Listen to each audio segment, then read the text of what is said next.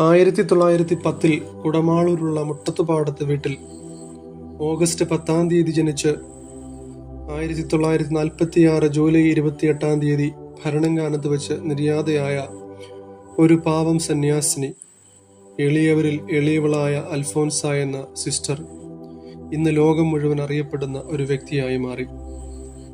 തൻ്റെ ജീവിതത്തെ സഹനങ്ങളുടെ കാഴ്ചപ്പാടിലൂടെ കണ്ടതുകൊണ്ടാണ് ദൈവം അവളെ ഉയർത്തിയത്.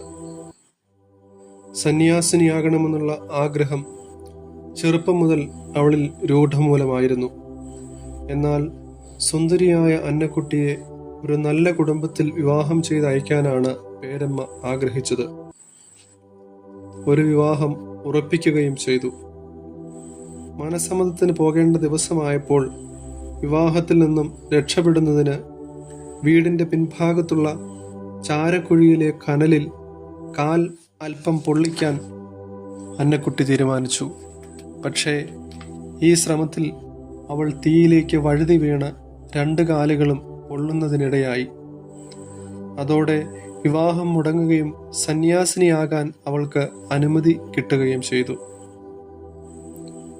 1927 പന്തക്കുസ്ത നാളിൽ അന്നക്കുട്ടി ഭരണങ്ങാനത്തുള്ള ഫ്രാൻസിസ്കൻ ക്ലാരസഭയിൽ ചേർന്നു. 1928 ഓഗസ്റ്റ് 2 അവൾ ശിരോവസ്ത്രം ധരിച്ച് അൽഫോൻസയായി. ഉപരിപഠനത്തിന് ശേഷം 1930 മെയ് 19 അവൾ സഭാവസ്ത്രം സ്വീകരിച്ചു. 1936 ആഗസ്റ്റ് 12 നിത്യവ്രത വാഗ്ദാനം ചെയ്ത് സിസ്റ്റർ അൽഫോൻസ ഈശോയുടെ സ്വന്തമായി തീർന്നു. കന്യകാലയത്തിൽ പ്രവേശിച്ചതു മുതൽ മരണം വരെ സിസ്റ്റർ അൽഫോൻസ രോഗിണിയായിരുന്നു. കഠോരമായ രോഗങ്ങളാലും മാനസിക വേദനയാലും അവൾ നിരന്തരം പീഡിപ്പിക്കപ്പെട്ടിരുന്നു.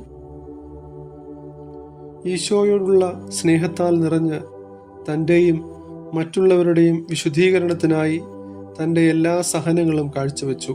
ഒരിക്കലും ഒന്നിനും പരാതിപ്പെട്ടിരുന്നില്ല.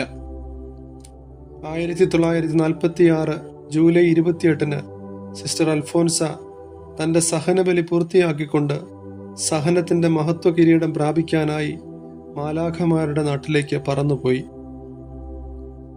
1984 നവംബർ 6 ധന്യ, 1986 ഫെബ്രുവരി 8 വാഴ്ത്തപ്പെട്ടവൾ എന്നിങ്ങനെ പടിപടിയായി ഉയർത്തിക്കൊണ്ട് തിരുസഭ അൽഫോൻസാമ്മയുടെ വിശുദ്ധിയെ അംഗീകരിച്ചു.